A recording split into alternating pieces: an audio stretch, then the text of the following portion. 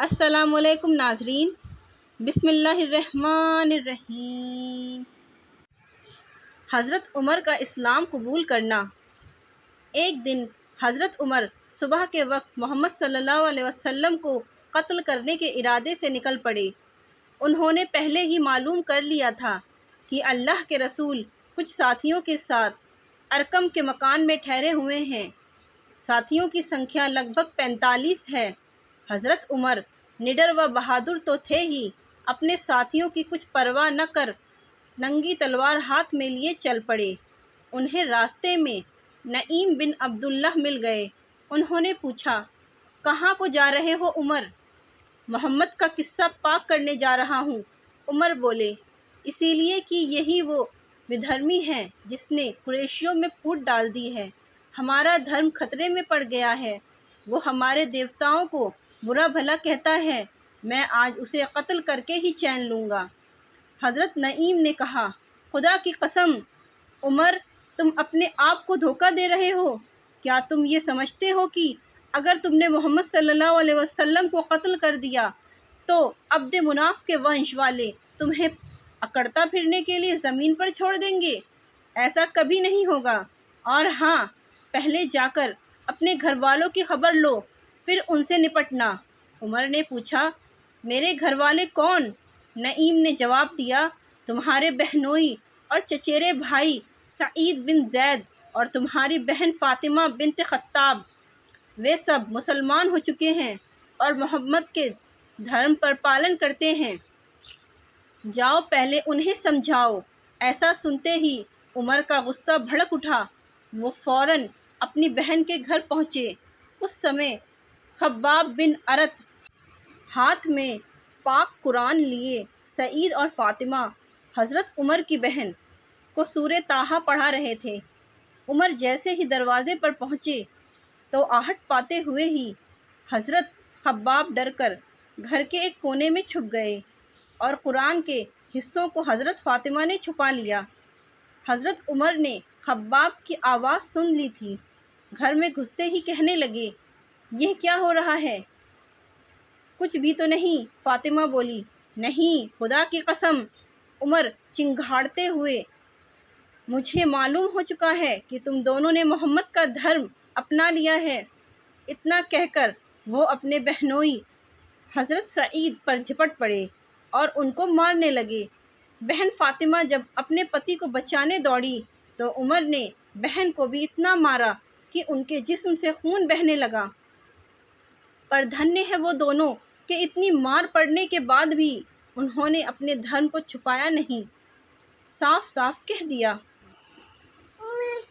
ہاں عمر، ہم مسلمان ہو گئے ہیں اور اللہ اور اس کے رسول پر ایمان لے آئے ہیں، کر لو جو تمہارا جی چاہے۔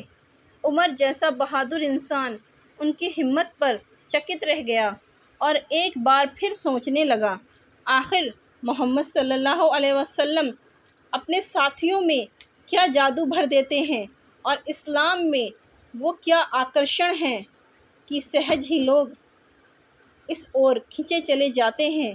دیکھنا چاہیے محمد کیا کہتے ہیں۔ عمر نے نظریں اٹھا کر اپنی چھوٹی بہن کو دیکھا۔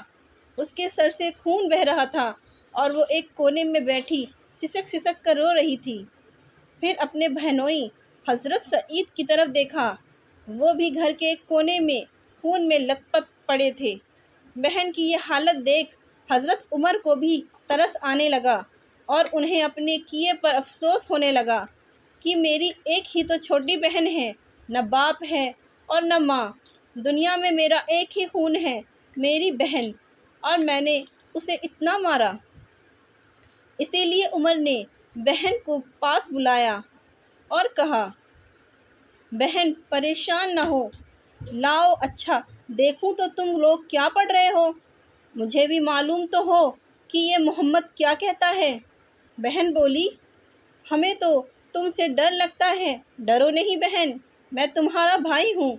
اور پھر حضرت عمر نے دیوتاؤں کی قسم کھائی کہ قرآن دیکھ کر واپس کر دوں گا۔ حضرت فاطمہ نے قرآن دے دیا، پڑھا تو مون رہ گئے۔ کتنی اچے اور آکرشت باتیں ہیں۔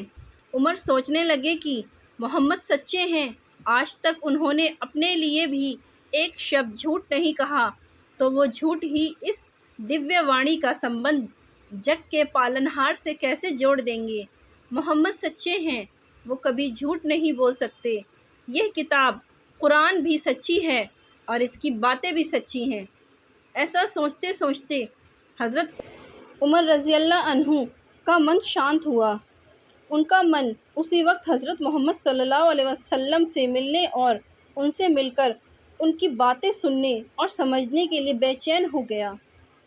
پھر وہ حضور صلی اللہ علیہ وسلم سے ملنے کے لیے چل پڑے۔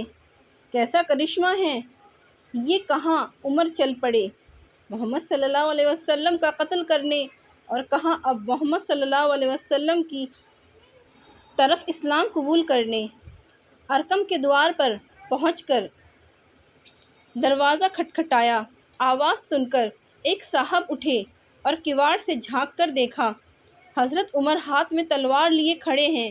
حضرت عمر رضی اللہ عنہ جیسے انسان کو اس حالت میں دیکھ کر ان کا گھبرانا ضروری تھا۔ حضور صلی اللہ علیہ وسلم کے پاس لوٹ آئے اور آپ کو پوری بات بتا دی۔ لوگ سمجھے انہونی ہونے والی ہے۔ کسی کو کیا پتا تھا کہ حضرت عمر رضی اللہ عنہ کس طرح کی بھاونائیں ہو رہی ہیں پیدا؟ کون جانتا تھا اسلام کا یہ کٹر ورودھی اسلام کی گود میں گرنے کے لیے بے چین ہے؟ کون سمجھ سکتا تھا کہ کھلی ہوئی یہ تلوار محمد صلی اللہ علیہ وسلم اور آپ کے انویائیوں پر اب نہیں اٹھے گی؟ حضرت حمزہ نے جب دیکھا صحابہ اکرام حضرت عمر کے ہاتھ میں تلوار دیکھ کر ڈر رہے تھے اور کوئی دروازہ نہیں کھول رہا تھا، تو حضرت حمزہ نے اپنی تلوار نکالتے ہوئے کہا، دروازہ کھول دو، اگر سکون سے اندر آتا ہے تو ٹھیک ہے، ورنہ اسی کی تلوار سے اس کی گردن اڑا دیں گے۔ حضرت حمزہ بہت بڑے بہادر لوگوں میں سے تھے، جنگ میں کوئی ان سے جیت نہیں پاتا تھا۔ دروازہ کھول دیا گیا اور حضرت عمر اندر آ کر کھڑے ہو گئے۔ انہیں آتا دیکھ حضرت محمد صلی اللہ علیہ وسلم اٹھے، ان کی چادر کا کونا پکڑ کر زور سے جھٹکا اور کہا، ہے خطاب کے بیٹے عمر، تم کس ارادے سے آئے ہو؟ اللہ کی قسم، اگر تم نے منمانی کی تو اللہ کا غضب تم پر آ جائے گا۔ حضرت عمر رضی اللہ عنہ پربھاوی ہوئے بنا نہ رہے اور کہا، یا اللہ کے رسول، میں صرف اسی لیے حاضر ہوا ہوں کہ اللہ اور اس کے رسول اس کی پرکاشنا پر ایمان لے آؤں۔ اللہ کے رسول صلی اللہ علیہ وسلم کا چہرہ خوشی سے کھل اٹھا، بے اختیار پکار اٹھے، اللہ اکبر، اور پھر پورے مکہ میں اللہ اکبر کی آواز کو گونجا دیکھ صحابہ اکرام حضرت عمر کے اسلام لانے سے بہت خوش ہوئے، کیونکہ ابھی تک صحابہ اکرام چھپ چھپ کر نمازوں میں جاتے تھے۔ جب نماز کا وقت ہوتا تو حضرت عمر کھڑے ہو گئے اور کہا کہ یا اللہ کے رسول، آج ہم سب مسلمان کعبہ شریف میں چل کر نماز پڑھیں گے۔ یہ سن کر صحابہ کرام کی خوشی کا ٹھکانہ نہ رہا اور سب کعبے کی طرف چل دیے۔ حضرت عمر آگے آگے تلوار لیے چل رہے تھے۔ کعبے میں پہنچ کر سارے لوگ نماز پڑھنے کے لیے کھڑے ہو گئے اور حضرت عمر اپنی تلوار ہاتھ میں لیے پیچھے کی طرف کھڑے ہو گئے اور مکہ والوں سے کہا، اے مکہ والو، جس کو اپنے بچوں کو یتیم اور اپنی بیوی کو بیوہ کرنا ہو تو آئے عمر کا مقابلہ کرے۔ خدا کی قسم، جو بھی کسی مسلمان کو ہاتھ لگائے گا میں اس کی گردن اڑا دوں گا۔ Thanks for watching my video. Please like and subscribe my channel.